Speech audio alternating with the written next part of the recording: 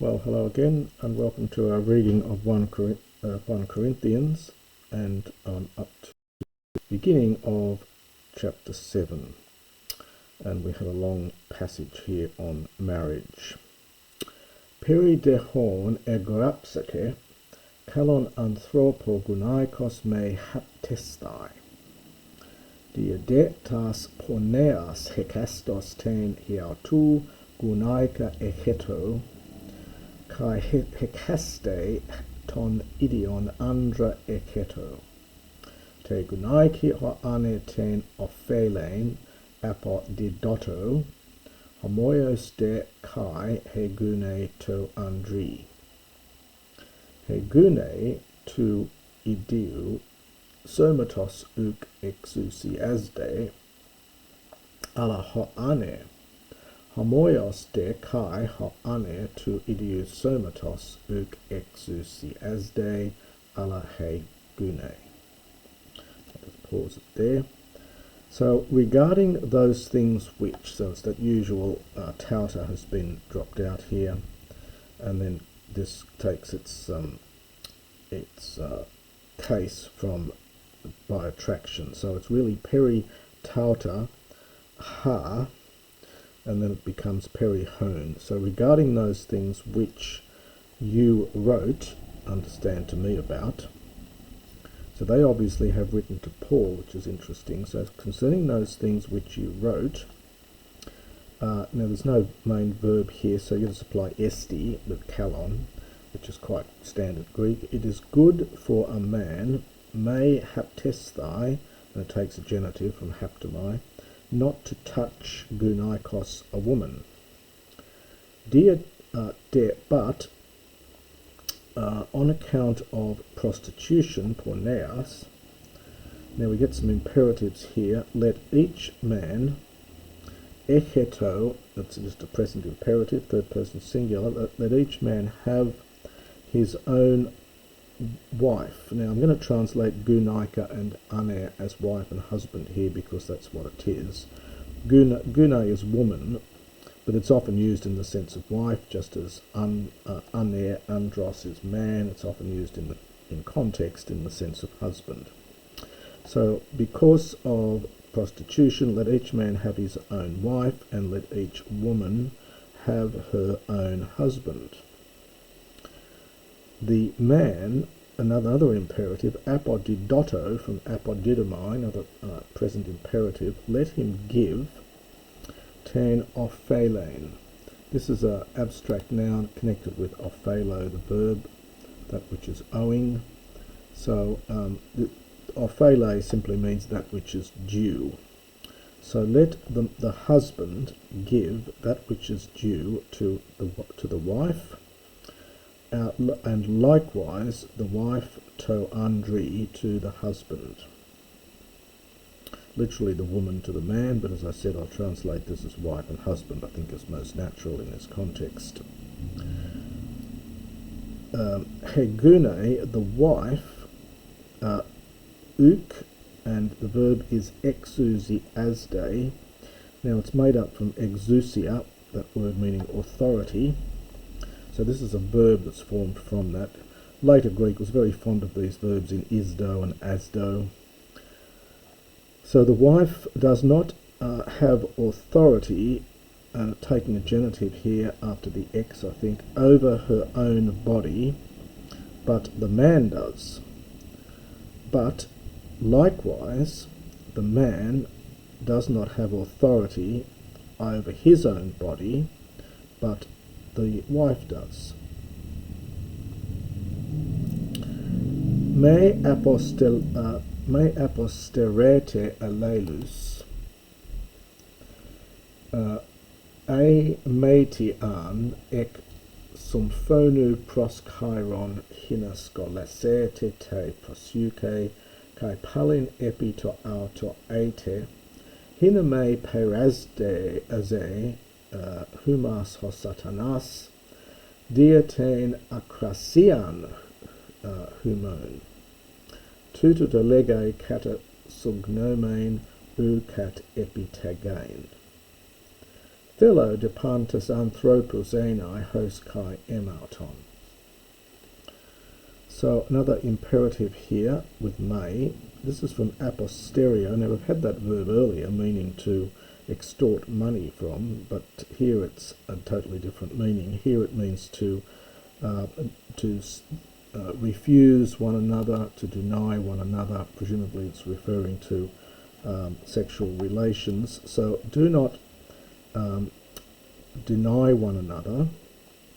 A matey, may is often except in the tip makes it slightly more indefinite, so except, and there's no main verb in this, so except that you have to understand a subjunctive of the verb to be here, except that it might be ek sum phonu, by agreement, cognate with our word symphony here, i.e. sounding this together, and hence by agreement. So unless that it might be by agreement, pros chiron, and for a season, just for a time. Hina scholaseti, this is from scholasdo, subjunctive, aorist subjunctive here, cognate with our word school, interestingly.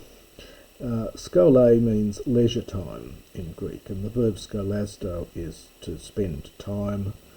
It's spending time as opposed to going off to work or working hard at something. Although school children may think they are doing work, but the actual root of the word means it's what you do in your spare time, is to go to school. Anyway, in order that you might spend time te prosuke in prayer, and there's a variant reading here. Other readings are Neistea in not eating, in fasting and prayer. So there are other readings here, but it just says in prayer. And now the 80, it looks like just the past tense of the verb to be. It probably is actually a subjunctive here of the verb to be in the second person plural, and that you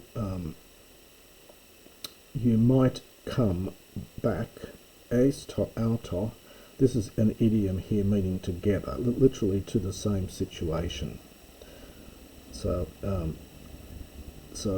he says, so except you might do it by agreement for a time, in order that you might spend time in prayer, and that you might, well, be literally, that you might be back again together.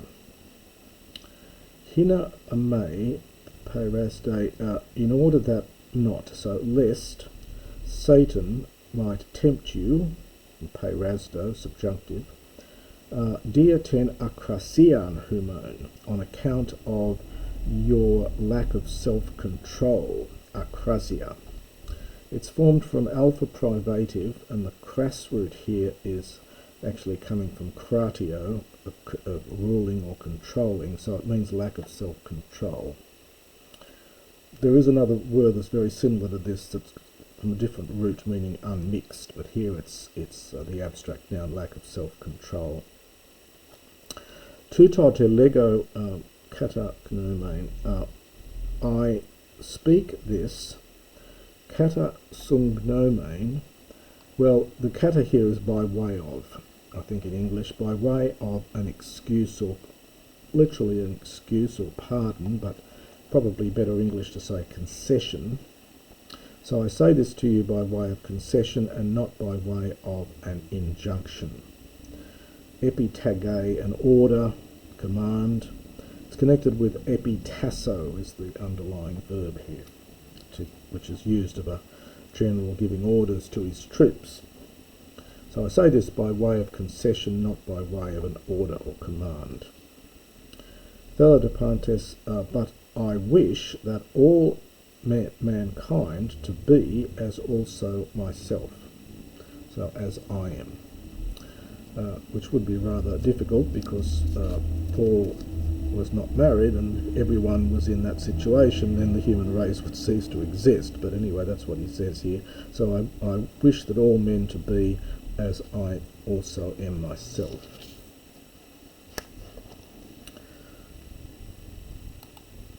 Allah hekastos idion eke charisma ek theou homin hutos hom de hutos. But each man has his own charisma, that is his own gift, ek theou from God. We get this nice little homin hutos, homin hutos, homin hutos. So the one in this way and the other in that. So one has this gift and one has that, is the sense of it. Lego de tois agamois kai tais kerais, kalan autois ean menos sihos cargo, e de uk encratuontai, game satosan, kretonga estin gamesai, e purustai.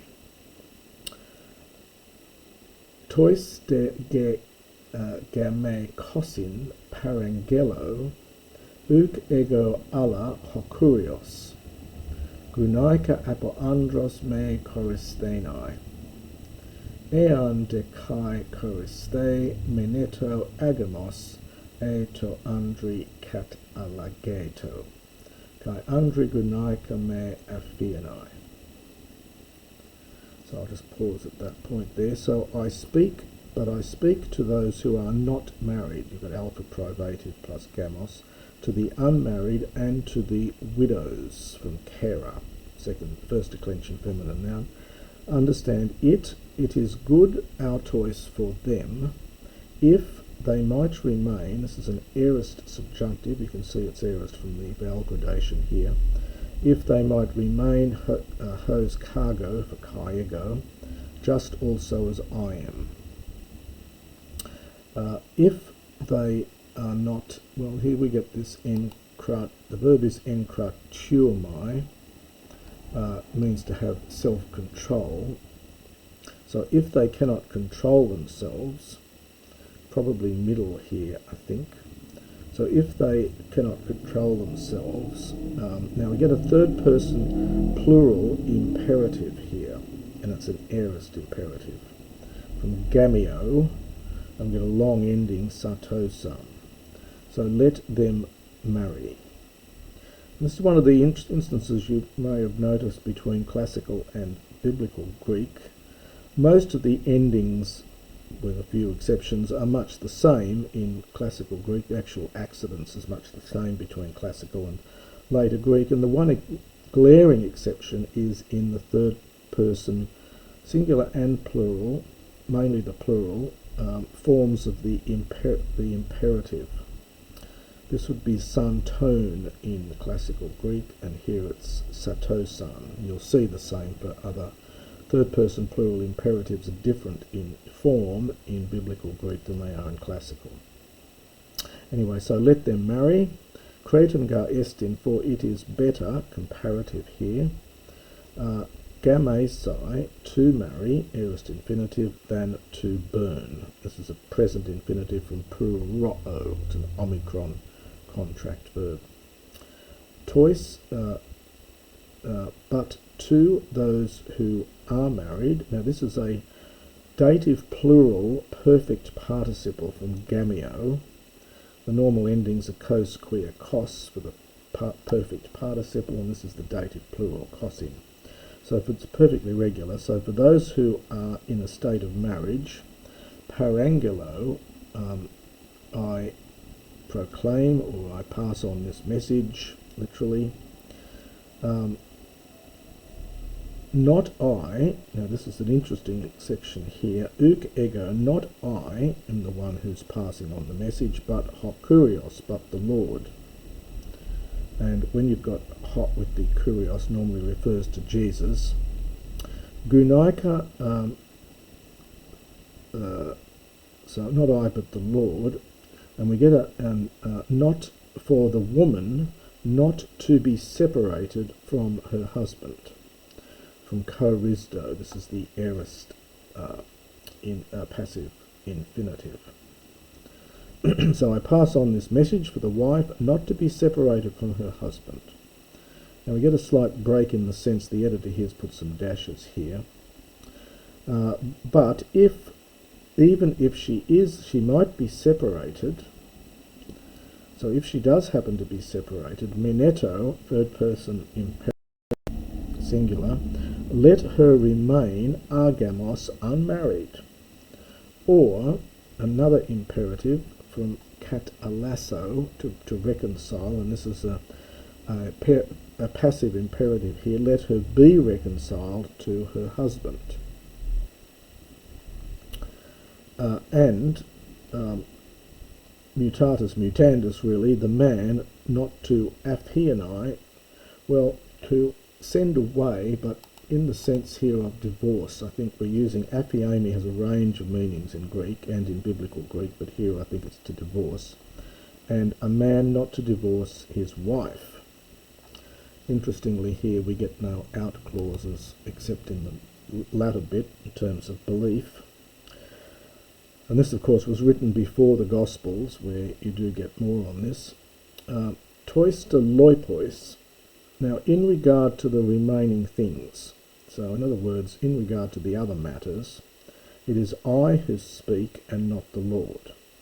In other words, in the other matters, I'm going to say it's my opinion, it's not coming directly from Jesus. But if some brother has a wife who is apiston, unfaithful, now you notice this is a two-termination adjective. It's going with gunaika, which is feminine, but it's ending in on, because it's got two parts. It's an alpha privative plus the piston. So if a brother has an unfaithful wife and she, sun eudocio, agrees or consents, oikein, to live or dwell met autu with him, let him not divorce her. Another imperative from aphiemi. And the woman or the wife, if some woman has an unfaithful husband, and this man agrees to dwell with her, let her not divorce or put away the husband. Hagiastai ga ho ane. I haven't read this bit here. So hagiastai ga ho ane ho apistos en tegunai ki kai hagiastai hegune he apistos en to adelpho epe ara ta tekna humon akatha ta estin non de hagia esti e de ho apistos chorizdatai chorizesto u de doulotai ho adelphos e he adelphe entois toi utois ende erene kekleken humas hothios tiga udas gunai e ton andrasoses e ti oidas aner e ten gunaika soses. So picking that up again here, for the unfaithful man. Now this is a perfect passive from hagiasdo, to sanctify, to make holy, to make hagios. The unfaithful man, for the unfaithful man has been sanctified, has been made holy. Then we get this instrumental use of in here, by the wife, or by the woman. And the unfaithful woman has been sanctified or made holy by the brother. Epe ara ta tekna, slightly idiomatic here, since ara, something like in that case. For in that case, in other words, if it were not so, your children, and neuter plural singular verb, are unclean. But now they are holy, they are sanctified. Eideho apistos charizdatai, and if the unfaithful man, it's really wants to separate here for charizdatai, literally just separates. We might say wants to separate or wants a separation. Charizdesto, let him be separated. Both of these are passive. So if the man wants to be separated, let him be separated. the brother or the sister literally has not been enslaved in such a situation. So we turn it around that in such matters, the brother and the sister is not enslaved, has not been enslaved, or almost caught up in the situation. Ende erene, God, Kekleiken is perfect from Kallio, so God has called us, en erene, probably literally in peace, or perhaps to peace, or peacefully, perhaps to live in, we might supply the verb to be. God has called us to live in peace. Tiga oidas, for what thing do you know, gunai, a woman? This is the vocative from gunai, gunaikos. So to form the vocative of some of these nouns, you simply take the genitive, which is gunaikos, and you chop off as much of the ending as you can. You get gunai, which is the vocative. Same with un, you get andros, but you get unner with an eta, and then the vocative shortens it to an epsilon. So this is the vocative of unner. So what do you know, O woman? Now the a here has the sense of whether, which is a common meaning of a. So whether, and especially in a question. So what do you know, O woman, whether you will save your husband? Or what do you know, O man, whether you will save your wife? In other words, you don't know what's going to happen. You may by your behaviour save your husband or your wife. And that's the end of the first part of chapter 7.